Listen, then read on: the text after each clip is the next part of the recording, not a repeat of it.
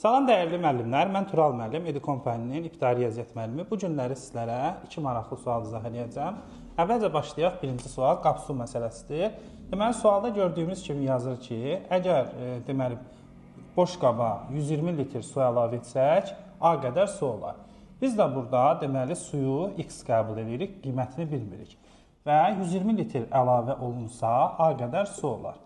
Daha sonra deyir ki, deməli buradan 80 litr su götürsək, artıq 80 litr su götürsək deyirsə, çıx 80 yazırıq, A bölü 3 qədər su qalar. Biz tənliyimizi bu şəkildə qururuq. Bundan sonra sistem tənliyimizi həll edirik və tərəf-tərəfə ifadələri çıxsaq, x-larımız islah gedir. Burada biraz diqqətli oluruq. 2 mənfi olanda, 120 çıx mənfi 80 olanda toplayacağıq. Bərabərdir, A çıxılsın, A bölünsün 3. 2 mənfi olanda qeyd elədiyimiz kimi çıxırıq, 200 toplayırıq, 200 bərabərdir. Burada da ortaq məxrəc 3 götürsək, 3A çıxılsın, A olur.